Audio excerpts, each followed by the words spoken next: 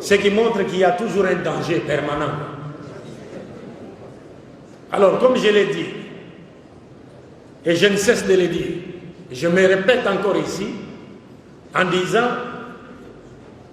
en islam, nous avons officiellement 3 fêtes. En islam, nous avons officiellement 3 fêtes. Eid al-Fitr, Eid al-Adha, wa Yawm al-Jumu'ah. Officiellement en islam, nous avons 3 fêtes. Et aujourd'hui, les fêtes de Noël et Nouvel An, ce sont des fêtes qui ne sont pas destinées aux musulmans. D'abord, je vous rappelle que l'islam n'est pas contre l'expression de la joie. L'islam n'est pas contre la manifestation de la joie. Et que le prophète a été clair pour dire « Likulli qawmin aïdan ». Chaque peuple a un jour de fête. Donc si les jours, ou bien les jours au pluriel des fêtes chrétiennes arrivent, les chrétiens ont le droit de célébrer leurs fêtes. Mais nous les musulmans, nous n'avons pas du tout le droit de célébrer les 2 fêtes de fin d'année. Donc Noël et Saint-Sylvestre ou la fête de Nouvelle. Pour la simple et bonne raison que ces 2 fêtes sont des fêtes qui véhiculent des notions qui contredisent la doctrine du tawhid ou de l'unicité de Dieu en islam. C'est ce que les gens ne savent pas. Car pour les chrétiens, la fête de Noël, quand les chrétiens célèbrent la Noël, en réalité, ils sont en train d'exprimer leur reconnaissance envers Dieu. Pour quelle raison? Parce que pour les chrétiens, les jours de Noël, c'est le jour où Dieu est venu sur la terre sous forme humaine en la personne de Jésus. Il est né d'une femme en la personne de Marie. Il est venu mourir sur la croix pour qu'à travers notre croyance à sa mort prétendue expiatoire sur la croix, nous obtenions le pardon de nos péchés et recevions la vie éternelle. C'est cela l'essence de la fête de Noël. Donc un musulman qui célèbre cette fête, il accuse Allah et son prophète d'être des menteurs. Fallait en dire. Parce que si vous célébrez cette fête, vous voulez en réalité nous dire, vous êtes d'accord avec les chrétiens pour dire que Dieu était venu sur la terre sous forme humaine à la personne de Jésus. Dieu va venir sur la terre et faire quoi? قل لو كان في الأرض ملائكة يمشون مطمئنين لنزلنا عليهم من السماء ملكا رسولا. Dieu va venir sur la terre, il est arrêté par ses propres créatures, battu, frappé, ligoté, crucifié. Est-ce que vous comprenez?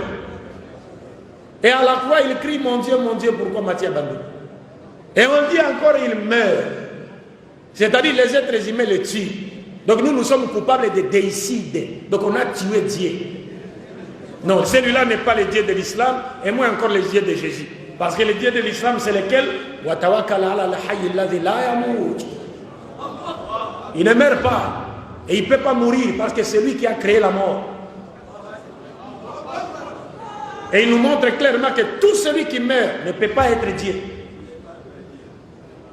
Alors quand vous célébrez cette fête, vous êtes d'accord avec eux pour dire que vous croyez que Dieu est venu sur la terre sous forme humaine et qu'il est né d'une femme et que c'est Dieu et Jésus. Si vous croyez que Jésus est Dieu, alors vous remettez en cause le verset du Coran. Donc vous voulez nous dire que ce verset est faux. C'est pourquoi vous célébrez la Noël, parce que vous croyez avec les chrétiens que Jésus est Dieu. Et si vous célébrez la Noël, c'est-à-dire vous croyez que Dieu est né d'une femme à la personne de Marie. Par conséquent, vous remettez en cause le verset du Coran qui dit Lam yalid wa lam yulad.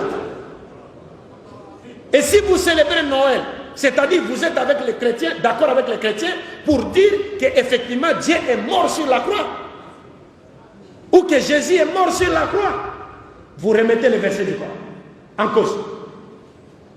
Si c'est Jésus déjà, vous avez commis le péché. Si c'est Dieu, vous avez commis le péché. Et si vous croyez que c'est Jésus qui est mort sur la croix, vous remettez les versets du Coran en cause. وَقَوْلِهِمْ إِنَّ قَتَلْنَا الْمَسِيحَ عِيسَى بْنُ مَرْيَمَ رَسُولُ اللَّهِ وَمَا قَتَلُوهُ وَمَا صَلَبُوهُ وَلَكِنْ شُبِّهَ لَهُمْ وَإِنَّ الَّذِينَ اخْتَلَفُوا فِيهِ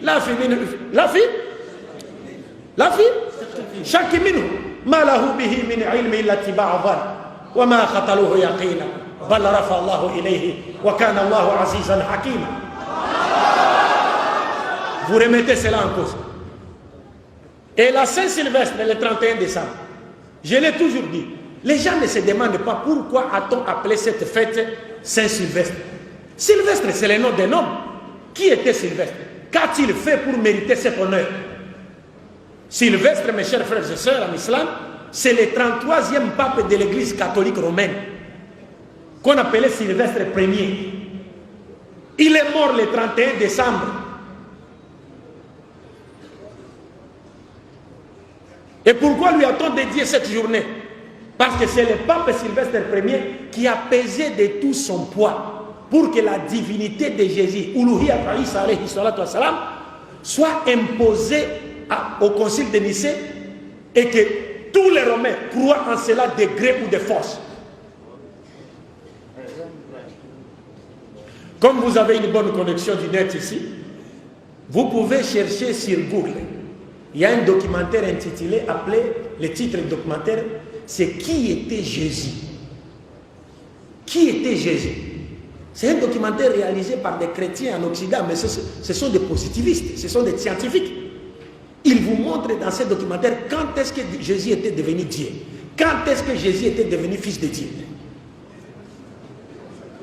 Le titre, c'est Qui était Jésus?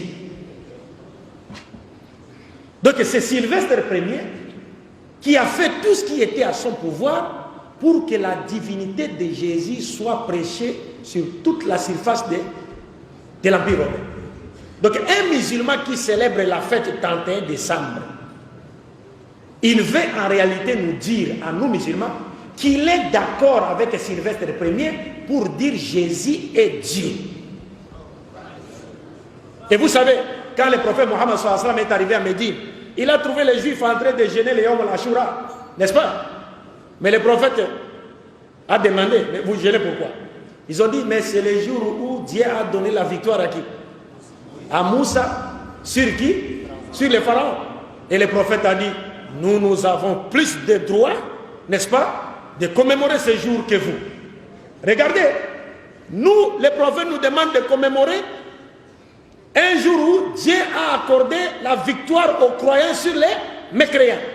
Mais le 31 décembre, c'est le jour où Satan et ses armées ont eu le dessus sur les croyants.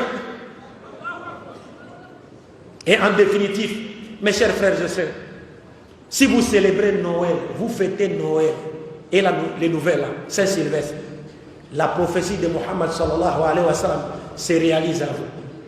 La tatab'ouna man kana qablakum shibran bi shibri, dhira'an bi dhira'i.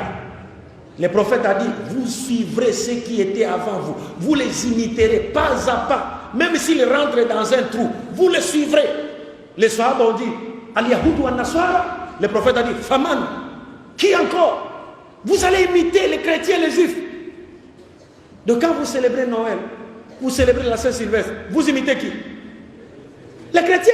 Donc la prophétie de Mohammed sallallahu alayhi wa sallam se réalise à vous. Wa man tashabbaha bi qawmin fa huwa minhum. C'est fini. C'est comme si vous êtes devenu un chrétien. Et si vous mourrez dans cet état, que diriez-vous devant Allah? Vous étiez en train de danser. L'imam nous a lu une partie de la sourate Ibrahim au départ, où Dieu nous dit, ne pensez pas que Dieu a oublié ceux qui sèment le désordre sur la terre. Non, non, il leur accorde un délai. Quand le délai arrivera, vous verrez vous-même. Si la mort vous trouvez là, vous comprenez, mes chers frères et sœurs, c'est un danger pour nous. Mais aujourd'hui, nous disons, les chrétiens ont le droit de célébrer leur fête. C'est leur fête. Mais quant à nous, les musulmans, nous n'avons pas le droit de célébrer ces fêtes parce que ce sont des fêtes qui véhiculent des notions qui contredisent la doctrine de l'unicité de Dieu qui a été enseignée par tous les prophètes de Dieu. Et nous devons faire très attention. Donc je pense que nous avons tout dit. Par la grâce de Dieu, ce qu'on avait à dire dans les limites de notre connaissance a été dit. Prions Dieu pour qu'il nous fasse retrouver une fois de plus, qu'il nous accorde une longue vie dans la soumission à sa volonté, qu'il continue à faire de nous une fierté pour l'islam et les musulmans, et qu'il ne nous accorde la mort qu'après nous avoir destinés à entrer au paradis, accompagné du champion Tawhid, Muhammad sallallahu alayhi wa sallam. Attendez, ne vous levez pas comme cela.